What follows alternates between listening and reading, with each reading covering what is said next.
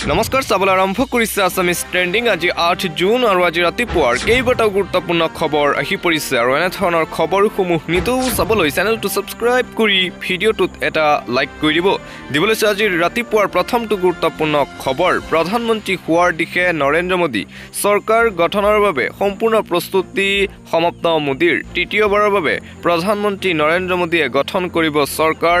ভাৰতত মোদী চৰকাৰ 3.0ক লৈ এতিয়া ব্যাপক জল্পনা কল্পনা।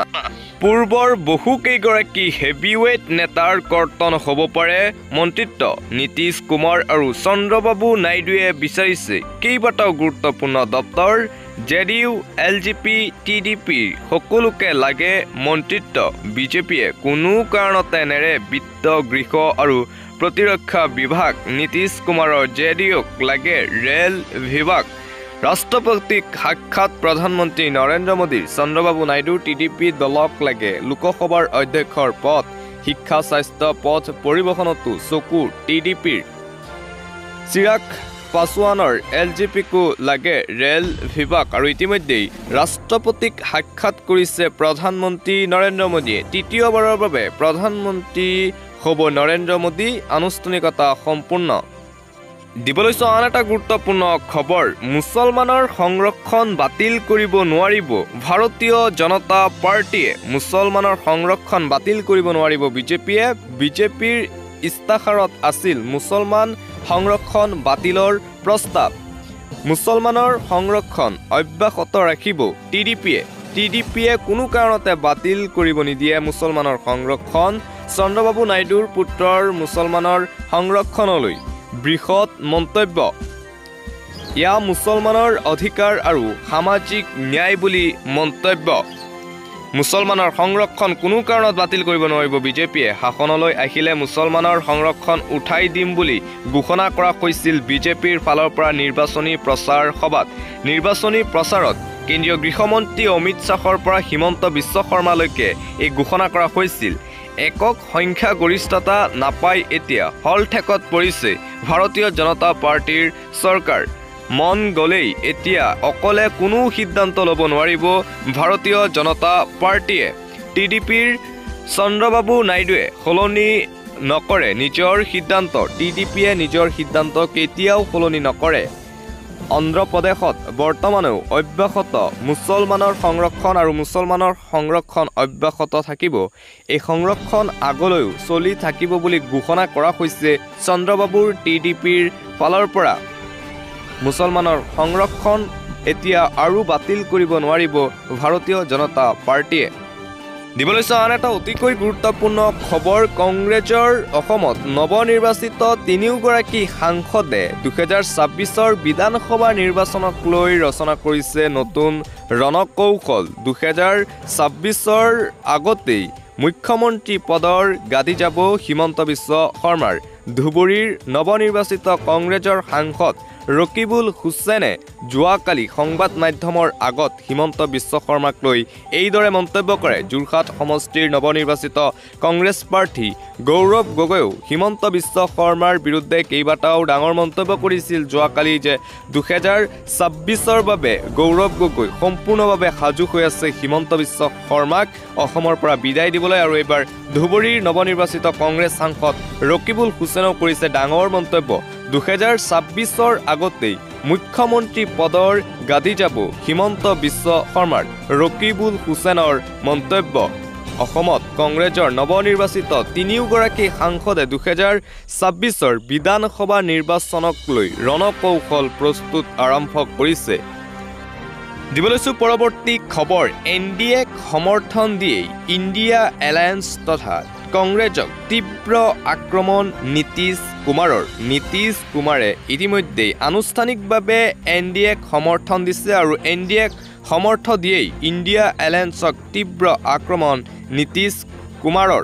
প্ৰধানমন্ত্ৰীৰূপে নৰেন্দ্ৰ মোদীলৈ নীতিশ কুমাৰৰ পূৰ্ণ সমৰ্থন আগবঢ়াই বিৰোধীক তীব্ৰ কটাক্ষ। নেতাগৰাকীৰ নাম নোলোৱাকৈ ইণ্ডিয়া এলায়েন্সক আক্ৰমণ কৰিলে নীতিশ কুমাৰে। ইফাল সিফাল কৰি যিকেইটা এইবাৰ জয়ী হৈছে অহা বছৰ সকলো হাৰিব। আৰু মাত্ৰ কেইটামান ঘণ্টা বাকী, তাৰ পিছতে শপত গ্ৰহণ কৰিব নৰেন্দ্ৰ মোদীয়ে। 9 জুন অৰ্থাৎ আজি প্ৰধানমন্ত্ৰী ৰূপে শপত ল'ব নৰেন্দ্ৰ মোদীয়ে। ইমান দিনে তেওঁলোকে দেশৰ কাৰণে কোনো কাম নকৰিলে। বিৰোধীক আক্ৰমণ কৰি এইদৰে ক'লে নীতিশ কুমাৰে। প্ৰধানমন্ত্ৰী ৰূপে নৰেন্দ্ৰ মোদীলৈ সমৰ্থন নীতিশ কুমাৰ। এনডিএক সমৰ্থন দিয়ে এইবাৰ ইণ্ডিয়া এলায়েন্সক তীব্ৰ কটাক্ষ নীতিশ কুমাৰৰ।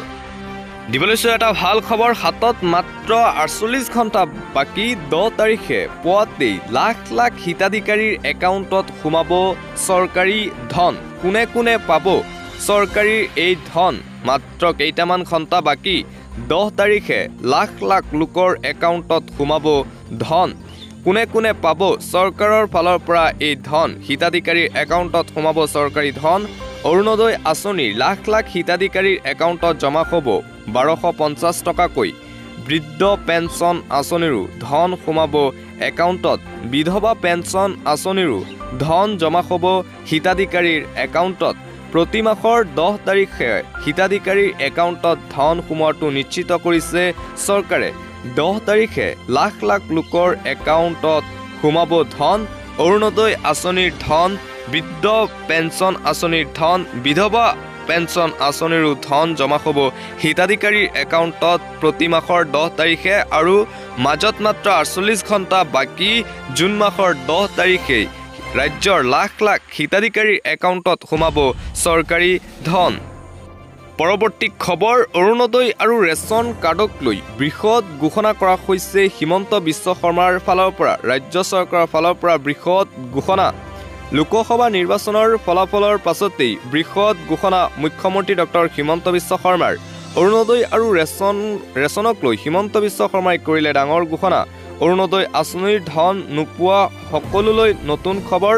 নতুনকৈ লাখ লাখ মহিলাক অন্তৰ্ভুক্ত কৰিব অৰুণোদয় আঁচনিত। এই ক্ষেত্ৰত সাজু হৈছে অসম চৰকাৰ। হিমন্ত বিশ্ব শৰ্মাৰ ঘোষণা। কেইবাগৰাকীও মন্ত্ৰীক লৈ গঠন কৰা হৈছে ছাব কমিটি। এই কমিটিয়ে এমাহৰ ভিতৰতেই চৰকাৰক দিব পৰামৰ্শ। অৰ্থাৎ যোগ্য হিতাধিকাৰীয়ে লাভ কৰিব অৰুণোদয় আঁচনিৰ ধন। ৰেচন কাৰ্ডক লৈও ডাঙৰ খবৰ দিলে মুখ্যমন্ত্ৰী হিমন্ত বিশ্ব শৰ্মাই। ৰেচন কাৰ্ড নোপোৱা সকলক দিয়া হ'ব নতুন ৰেচন কাৰ্ড। শীঘ্ৰেই 15 লাখ লোকক নতুনকৈ দিয়া হ'ব ৰেচন কাৰ্ড। ৰেচন কাৰ্ড আৰু অৰুণোদয় আঁচনিক লৈ এইদৰেই ৰাজ্যৰ মুখ্যমন্ত্ৰী ডক্টৰ হিমন্ত বিশ্ব শৰ্মাই কৰিলে ডাঙৰ ঘোষণা। অৰুণোদয় নোপোৱা সকলো লোককৈ অৰুণোদয় দিবলৈ সাজু হৈছে অসম চৰকাৰ। আৰু ৰেচন কাৰ্ড নোপোৱা নতুনকৈ 15 লাখ লোকক ৰেচন কাৰ্ড দিব ৰাজ্য চৰকাৰৰ ফালৰ পৰা। আন এটা গুৰুত্বপূৰ্ণ খবৰ, পুনৰ মণিপুৰত অশান্তি। মণিপুৰৰ জিৰিবাম আৰু টামেলং জিলাত অনিৰ্দিষ্ট কালৰ বাবে সান্ধ্য আইন জাৰি কৰা হৈছে। এজন ব্যক্তিৰ হত্যাৰ বিৰুদ্ধে স্থানীয় লোকসকলে সাব্যস্ত কৰা প্ৰতিবাদৰ পিছতেই এই সিদ্ধান্ত গ্ৰহণ কৰা বুলি শুক্ৰবাৰে স্থানীয় কৰ্তৃপক্ষই কয়। আৰক্ষী বিষয়াই জনোৱা মতে বৃহস্পতিবাৰে নিশা জিৰিবামত ভুইবাম শৰৎ কুমাৰ সিঙৰ মৃতদেহ উদ্ধাৰ হয়। মৃতদেহটোত স্পষ্ট আছিল আঘাতৰ চিন। মৃতদেহ উদ্ধাৰৰ খবৰ পোৱাৰ পিছতেই স্থানীয় ৰাইজে তীব্ৰ প্ৰতিবাদ সাব্যস্ত কৰে। ইফালে জিৰিবামত প্ৰতিবাদকাৰীসকলে নিজৰ নিজৰ অনুজ্ঞাপত্ৰ থকা অস্ত্ৰ শস্ত্ৰ ঘূৰাই দিবলৈ দাবী জনাইছে। শেহতীয়াকৈ অনুষ্ঠিত হোৱা লোকসভা নিৰ্বাচনৰ পৰিপ্ৰেক্ষিতত জমা কৰা হৈছিল এই অস্ত্ৰ শস্ত্ৰ। স্থানীয় কৰ্তৃপক্ষই জনোৱা অনুসৰি প্ৰতিবাদকাৰী ৰাইজত ছত্ৰভংগ দিবলৈ আৰক্ষীয়ে লাঠি চাৰ্জৰ আশ্ৰয় লয়। পৰিস্থিতি নিয়ন্ত্ৰণৰ বাবে জিৰিবাম জিলাত অসমৰ ৰাইফলছ, কেন্দ্ৰীয় সংৰক্ষিত আৰক্ষী বাহিনী আৰু মণিপুৰ আৰক্ষীৰ বিষয়াক লৈও এটা যৌথ নিয়ন্ত্ৰণ কক্ষ স্থাপন কৰা হৈছে। জিৰিবামত আৰু চুবুৰীয়া টামেংলং জিলাত ৰাজ্যৰ আৰক্ষী আৰু কেন্দ্ৰীয় বাহিনীকো ধৰি নিৰাপত্তাৰক্ষীৰ বৃহৎ দল মোতায়েন কৰা হৈছে। শুক্ৰবাৰেও পৰিস্থিতি উত্তেজিত হৈ আছে যদিও নিয়ন্ত্ৰণত আছে। আৰু পুনৰ মণিপুৰত এই ভয়ংকৰ ঘটনা দেখা পোৱা গৈছে। অনিৰ্দিষ্ট কাললৈ সান্ধ্য আইন জাৰি কৰা হৈছে 2খনকৈ জিলাত মণিপুৰত। দিবলৈছো বতৰক লৈ এটা গুৰুত্বপূৰ্ণ খবৰ, এটা ডাঙৰ আপডেট। আঞ্চলিক বতৰ বিজ্ঞান কেন্দ্ৰৰ ফালৰ পৰা পুনৰ বতৰক লৈ এলাৰ্ট জাৰি কৰা হৈছে। আগন্তুক 10 জুন পৰ্যন্ত ৰাজ্যত হ'ব প্ৰচণ্ড বৰষুণ। আগন্তুক 24 ঘণ্টাত ৰাজ্যত হ'ব ধাৰাসাৰ বৰষুণ। 10 জুন পৰ্যন্ত ৰাজ্যত জাৰি কৰা হৈছে বৰষুণ বজ্ৰপাতৰ এলাৰ্ট বৰষুণৰ সময়ত অত্যাধিক প্ৰয়োজনীয় কাম নাথাকিলে বাহিৰলৈ নোলাব আগন্তুক 24 ঘণ্টাত অসমত হ'ব ধাৰাসাৰ বৰষুণ কোন কেইখন জিলাত জাৰি কৰা হৈছে এলাৰ্ট বতৰ বিজ্ঞান কেন্দ্ৰৰ ফালৰ পৰা বতৰ বিজ্ঞান কেন্দ্ৰই জাৰি কৰিছে য়েল্লো এলাৰ্ট 30-40 কিলোমিটাৰ বেগত ধুমুহাৰ অহাৰ পূৰ্ণ সম্ভাৱনা আছে আজিৰ দিনটোত 31খনকৈ জিলাত য়েল্লো এলাৰ্ট জাৰি কৰা হৈছে বতৰ বিজ্ঞান কেন্দ্ৰৰ ফালৰ পৰা কোন জিলাত জাৰি কৰা হৈছে য়েল্লো এলাৰ্ট কোকৰাঝাৰ বঙাইগাঁও বৰপেটা কামৰূপ মহানগৰ নলবাৰী দৰং পূব কাৰ্বি আলং পশ্চিম কাৰ্বি আলং হুজাই ডিমা হাছাও